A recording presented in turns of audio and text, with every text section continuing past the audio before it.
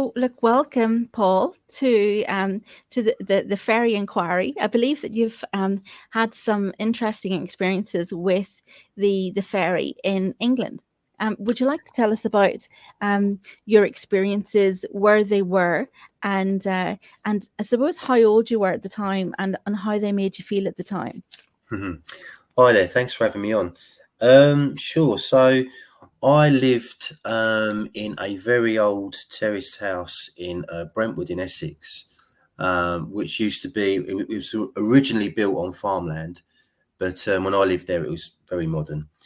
And I must have been about sort of between the ages of 3 and 6 years old. And quite regularly at night time, I would see very small people in my bedroom or in the upstairs of the house. I would also, and this is something that I don't remember, but I would often go into my parents' room at night and say, I've been talking to this lady in a grey dress. I have no memory of that at all, but I do remember seeing these little people. There was one guy in particular that I saw regularly.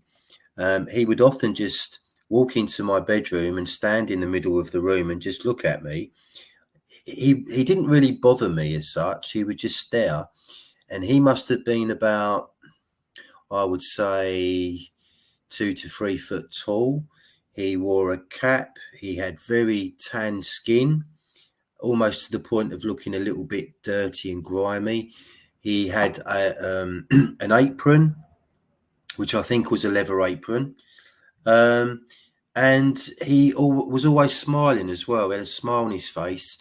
And the other little people that I saw in my room used to come out from underneath my bed, and they were all women, about the same height as the chap.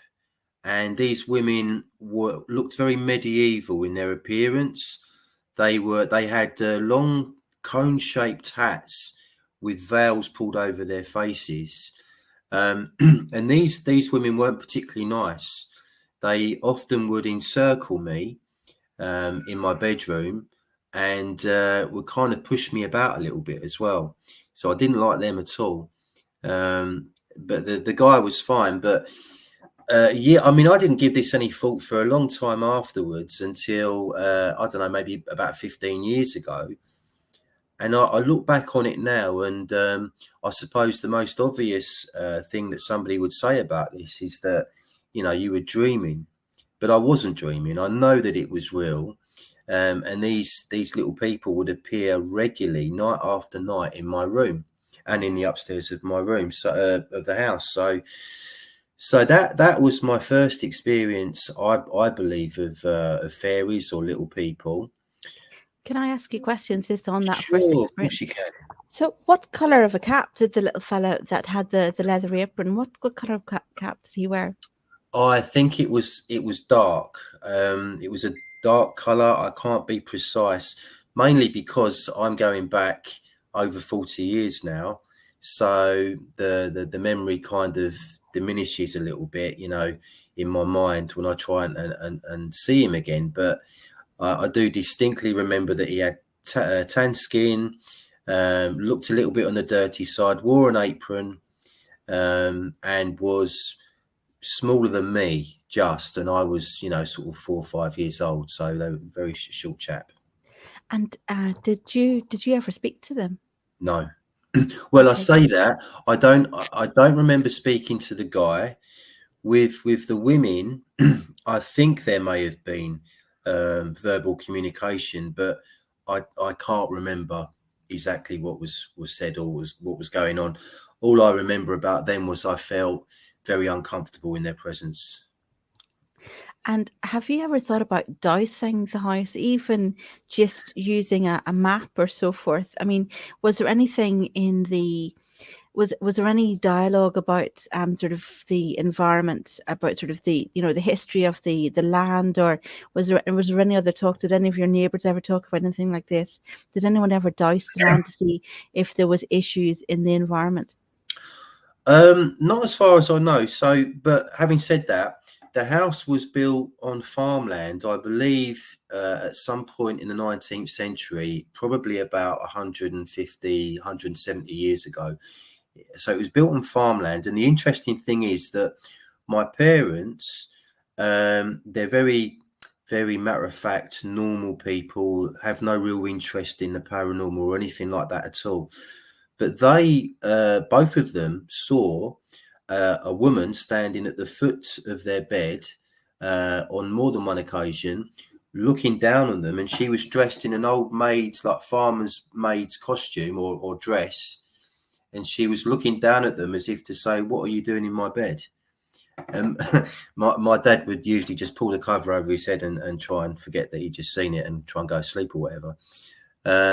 So that was interesting. So the house, I believe, definitely did hold some sort of, I don't know, magical or paranormal power.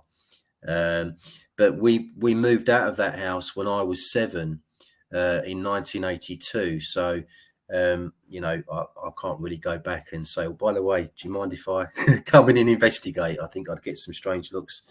But so the house did have a very old and interesting history. Wow, that's amazing. That's really interesting.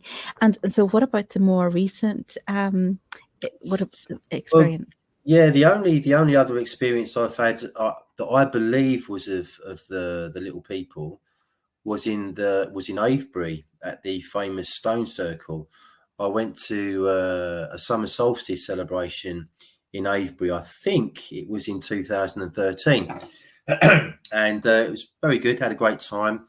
Had a couple of pints in the Red Lion as you do, and then as it got dark, it started to rain, and it was raining quite heavily. So I decided, because the pub was shut, I decided to go back to my car, which was at the very foot of the Stone Circle, a good half a mile from the main part of the circle, if you like. So I had to dash back to the car.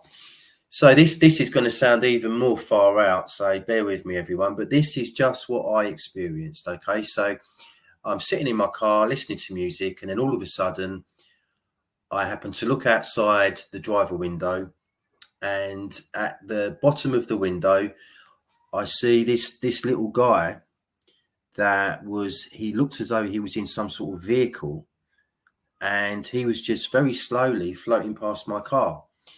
And he was kind of translucent, if that's the right word. So you could see through him and the vehicle, and very small. And I was just, I was in a state of shock. He looked a little bit like Jiminy Cricket from Pinocchio. Okay, so if you see something like that in real life, you think, what on earth is going on? So he was very close to the window. So I decided, I wonder if he can see me, or I wonder if he can hear me. So I tapped quite loudly on my window, and immediately he looked at me. And I pointed my finger. I put my finger on the window, and he did exactly the same back. So we kind of almost were touching fingers, and then he kind of just sped off into the distance. And of course, I believe it's on a solstice that fairies travel from one thought to another, and possibly that's what he was doing. But that was only the beginning of what happened to me. So that he just disappeared into the distance. And I'm thinking, oh my God, I can't believe what I've just seen. And then something even more incredible happened. So immediately after that, looking out of my driver window, across the road, which is the road that Silbury Hill is on. I think it's the Bath Road, if I remember rightly. It's quite a wide road, but virtually no traffic, very little traffic. I look out of the window, and beyond the other side of the road, over this big hedge, there appears to be these flashing holographic images coming directly towards me. And there were about 5 or 6. And the first 2 or 3 slowed down as they got closer to me. And they were pictures, like 3-dimensional pictures that were moving. And I can only really remember the last 2. that I saw and what they were. The very last one that I saw was of two Vitruvian men. And for maybe somebody who's listening to this doesn't know who the Vitruvian man was, he's that very famous picture that Leonardo da Vinci painted of a man with outstretched arms and legs. And I believe that the when Da Vinci painted that, he was saying, as above, so below, man is made in the image of God. And around that time, I was really kind of thinking about this particular subject and was reading a lot about it and watching a lot of documentaries on it. So for me, it was almost like whoever was behind what I saw was communicating to me about all these questions that I'd been asking myself over the last 2 or 3 years. So, that's when something like that happens to you, and I'm nobody special. When something like that happens to you, you know, you're going to remember that for the rest of your life. And, you know, there is clearly more to this world than we're told. Was so with the environment, I mean, what did you take from that? I mean, how has it changed Well, your environment, or how does it change your thinking? And have you been sort of connecting with that kind of thing? Or I presume, I think, I mean, whenever people have these kind of connections, it like you said, it kind of alerts them that there is something more going on. It might even change their behaviors. I mean, what happened with you? well, I think I woke up. When I say woke up, I woke up to the way of the world and how the world really is, and the way it's run. Maybe a year or two after 9/11. So I'd been awake for a while. And I obviously had a lot of questions, and I was looking into all sorts of different aspects about the world. And so when this happened to me years later, I kind of gave it a lot of thought, and I now think it was I was given a gift. Basically, it was what happened to me was very, very special, and I do believe that it was the fairy folk, if you like, that were behind this. Now, there is one last little element to this story. So about maybe 2 years again after that happened to me in Avebury, I happened to be watching a documentary about the fairy folk in Iceland. And halfway through this documentary, there was this psychic, clairvoyant lady, and she was communicating with these fairies in the middle of nowhere in Iceland. There were these rocks and stones scattered about on like a moorish looking area. And she was communicating with them, and she was saying that there was this lady fairy sitting at the back, and because there was like it was kind of like she described it as a university. So there was this little chap giving this lecture, if you like, to these other fairies, and there was this girl fairy sitting towards the back, and she was communicating to the clairvoyant, and the clairvoyant says she's communicating to me without opening her mouth or speaking. It's coming straight into my mind. And she was saying that these fairies communicate to each other with three-dimensional holographic images. And I was like, oh my God. Oh my God. That's exactly what I experienced in Avebury. Exactly the same. They were like three-dimensional, flickering, moving images that were coming to me in the air. And then, you know, so I saw this documentary, and this woman was saying that's exactly how the fairies were communicating to each other, which blew my mind. So we're talking about maybe some extremely advanced technology. That's yeah, that that brings things sort of right into the fore, really, doesn't it? It's sort of it's like it's like that modern technology that we're all talking about. You know, was it Project Bluebeam and so forth? You know, so Yeah, believe me, yeah, this is way beyond that. Way beyond that. I know maybe that's where the forces learned the skills. Maybe that's where it came from. You know, so Quite possibly. I mean, there are people out there that will say that the fairy folk were involved in the megaliths, in building the stone circles, and even the pyramids. Um, and we still don't have a reasonable explanation for how a lot of these constructions were made. So who knows? You know, you've got to stay open-minded.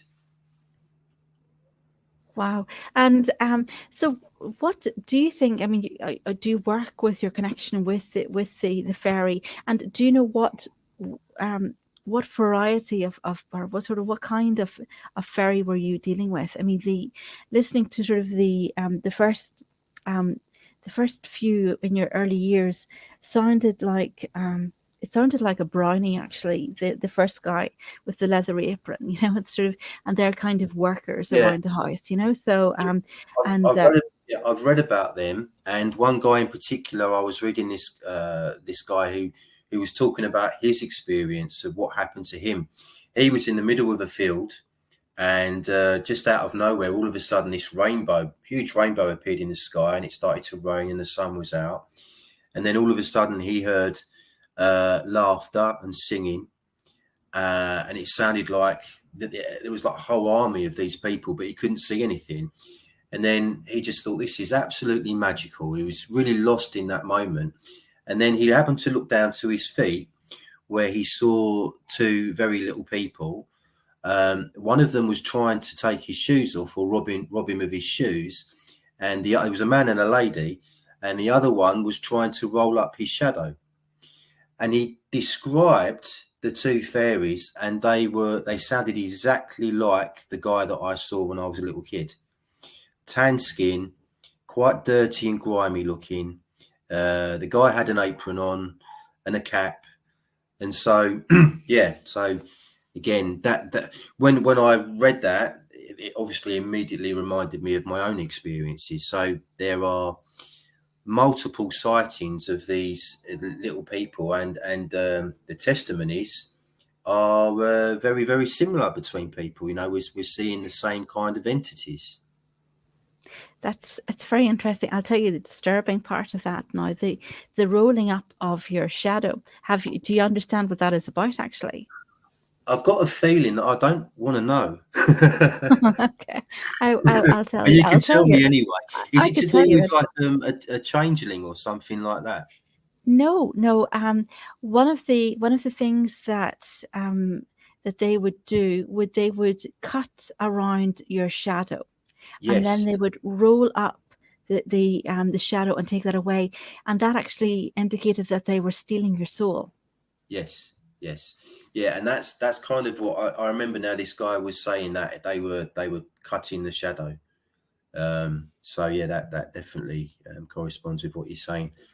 That as far as I remember, that never happened to me. That never happened to me. I don't remember any of them trying to, I don't know, cut my shadow or do anything like that.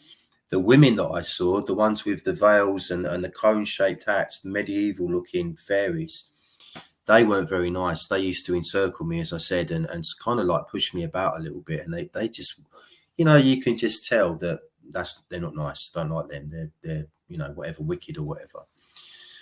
So yeah. Wow, yeah, I'm actually I'm really blown away by those are very exceptional kind of stories. The the women, I'd love to see what that would look like if it was diced that particular area, whether there was energy.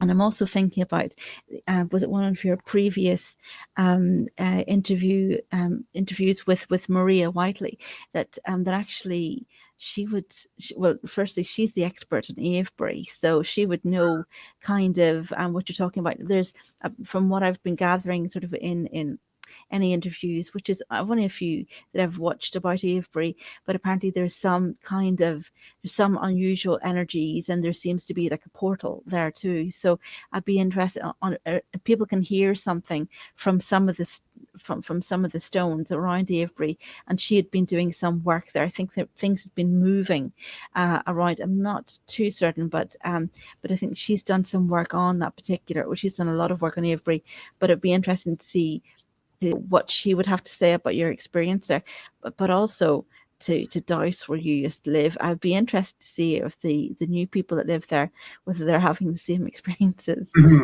Probably do, you know. Yeah, it's tempting to go back and knock on the door and ask them, but I really don't know what their response would be to that. Yeah, I've spoken to Maria Wheatley 3 times, I think, on my channel. I've never actually mentioned my fairy experiences to her, or maybe perhaps I should have done. She did tell me a very interesting story about Avebury that happened to her. So she was showing a group of school children.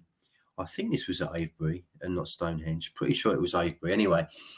And all of a sudden there was a thunderstorm. And the next thing, a couple of kids come running up towards Maria and say, Maria, Maria, the stones are singing. She's like, what? So she runs, and she says she never runs anywhere, but she ran with them to the stones that were singing. And sure enough, they were kind of making a very kind of low vibrational noise, which was witnessed by lots of people. So obviously, maybe, well, I don't know, but maybe the storm and that particular kind of electricity that was in the air was interacting with the stones. That's incredible, actually. There's mythology about the fowl sort of basically being like a singing stone. It would roar at people if there was somebody significant, if it was in the presence of a king, you know, sort of the new king of the land. So, but there is some history with regards to singing stones. You would hear about them over in Africa. There was the name of the expert sort of escapes me at the moment, but he had done some work with regards to singing stones, and they seemed to be actually not stones at all. They seemed to be what he described as being sort of, he thinks that the singing stones were actually fossilized bones of giants. And that's very interesting. Have you ever seen there was a children's program in I think it was the late 70s, called Children of the Stones. No, I never did. No. It's on YouTube. I think you would really like it. It's based on Avebury, and in Avebury, sorry, in the Children of the Stones, these people the stones were basically people that had turned to stone. That was what the whole story was basically about, and yeah, so there's a connection there as well. And very often on television, I believe we're shown stuff through drama and entertainment that's actually real, but we're expected to believe it's just fantasy. So there could be an element of truth in the Children of the Stones. So yes, I'd highly recommend. That's well worth watching. That's something maybe we should be looking into. That's very, very interesting. I think it's that resonance, literally, and it is that, you know, that tonal resonance. That's something. Yeah. Okay. Look, thank you very much, Paul. Is there anything else you'd like to sort of tell us about with regards to the fairy or the she or? Not really, except that they're my sort of two experiences of them. I would love to see or have another experience. I don't know whether that's possible, because perhaps as you get older, that's less likely to happen. I don't know. I know that children are a lot more susceptible or open to these kind of experiences, it would seem.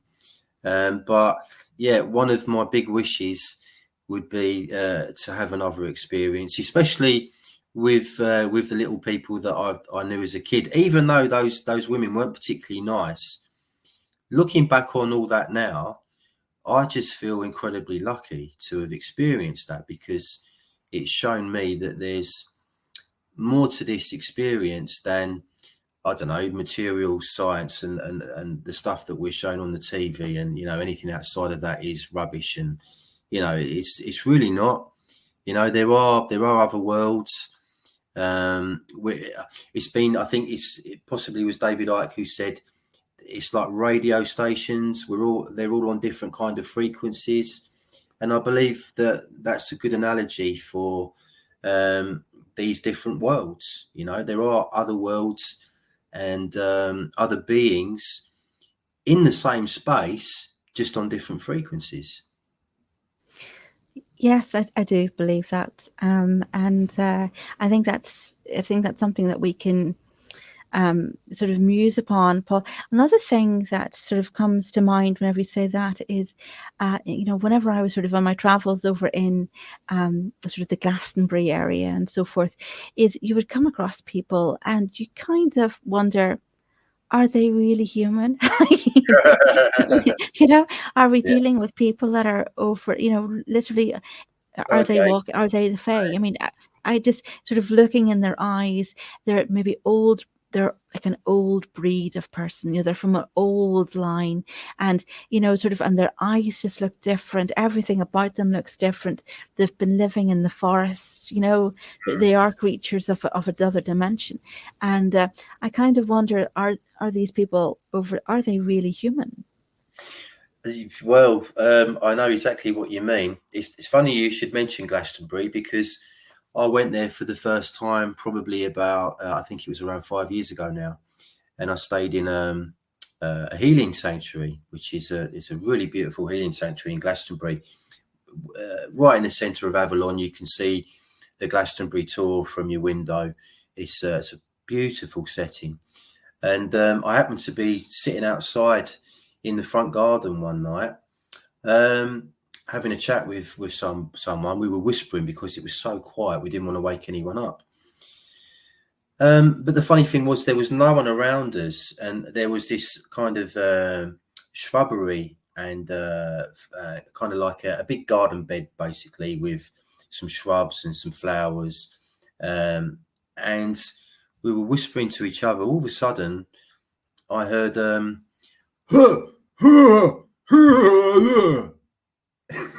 that's pretty much the noise I heard, and it was right next to me, and it was coming from this garden bed. And so I was, oh my God, there's somebody in that garden bed. So I went to look, and there was no one there. So that was another strange experience. And I was sleeping in a yurt that night, and I heard this drummer, this snare drummer. He sounded like he was about 50 to 100 yards away from me, but he was moving, and he was kind of doing these beats on the drum with some rolls and stuff, and he was moving back and forth. But I went out a couple of times to try and see who was doing it, and there was no one there. And I also heard what I would describe as Gregorian chanting going on from quite a distance, but I could hear it clearly. But when I got up the next day and spoke to some locals about it, nobody knew what I was talking about. So, but people would have heard it. So the first time I went to Glastonbury, I had also thinking about it, I had some strange experiences. And of course, the Glastonbury Tour is a very, very, very interesting place. It's got a very, very strange ambience to it.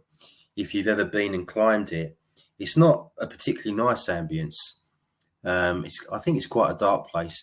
And Glastonbury itself, if you walk through the town and go to the Chalice Wells and all the other fascinating and beautiful places in Glastonbury, there's a mixture of kind of light and dark. So if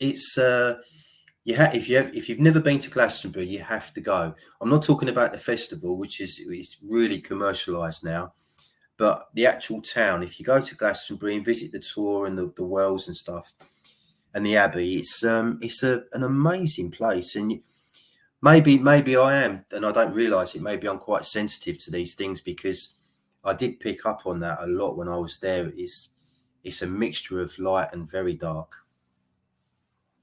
Yeah, actually, I came across, I suppose, whenever you're used to sort of sort of genetic makeups. I mean, sort of in Ireland, people have a sort of they look a bit different from whatever part of the country they're from. So I mean, like sort of, you kind of know your Kerry folk from your Kildare folk, but yeah, over in Glastonbury, I was there, and it was about, I think it must have been around Christmas time, because there was a mistletoe seller, and literally it was like Herd and Hunter. It's just like this man he lives in the forest, and he had these opalescent eyes. I mean, they were just such pale blue, and but he was the same physique as Hagrid from Hogwarts, you know. So, but yeah, I was just sort of so struck by the look of this guy, because I hadn't seen anybody ever, well, you know, like the likes of this creature. He looked like a really nice kind of a druid, you know. But yeah, it's interesting to sort of see these kind of people, and sort of it's an old, it's like from an old generations of people that sort of go back thousands of years. And I just love to see that preserved. Really, I do, because I just think that they bring such flavor.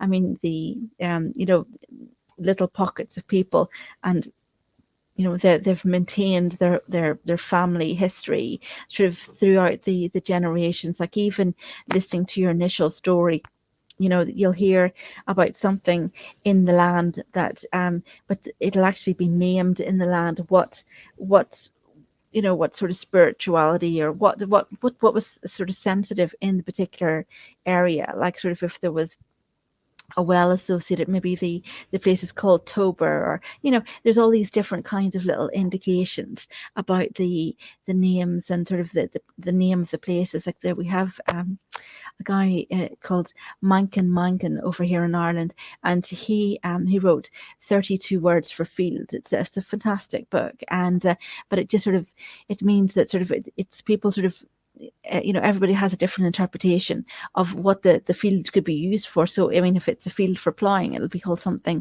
different than a field of rock, you know. So so yeah, there's a great complexity in that. Yeah, absolutely. You know, I really do believe that we have to hold on to these traditions and stories, and take a lot more interest in our ancestors and our ancestry, especially given the state of the world at the moment, and what they would like to move us into. You know, Hmm. all that's going to be lost, and we're kind of being saturated in electric smog and electric frequencies as well. And I do wonder sometimes how much of an interference this is with connections to the worlds that we're talking about. So yeah, they're just Hmm. I, yeah, listening to you sort of, you know, I'm sort of thinking whenever you're saying that, sort of listening about the smog. One of these, there's a great thing that happens in Glastonbury. They have a what's known as a gong bath, and they clear the energy Mm, using sound. You know, so I think that would be yeah, fabulous. Even the likes of drumming. Funny, there was something you'd said there about sort of the noise from the undergrowth. I was at an event last week, and it was particularly gorgeous. And very important sacred site here in Ireland, and but it's become very professional, you know. So, and very managed, but it never used to be. I used to go there 20 years ago when it was literally, you'd have to fight the bull to get into the place, but nothing would stop you. But I'd say mm. you used to. Um, the thoughts that were going through my mind were sort of, used to meet the most interesting people sleeping under bushes there, you know. So, and it was very, it Definitely, was yeah. Life's characters. You need to hold on to life's characters big time. You know. exactly. And you'd see people traveling to these sites with a horse or a donkey and cart, you know. So and you know, it's you know, so these are the things we kind of need to hang on to, you know, sort of all of these interesting, colorful people. Okay. Absolutely. Yeah, absolutely. Look, wonderful, Paul. Thank you very much for joining with me for the interview today, and hopefully we'll go out in both channels. So thank you very much. It's been my pleasure. I've really enjoyed it. Thank you.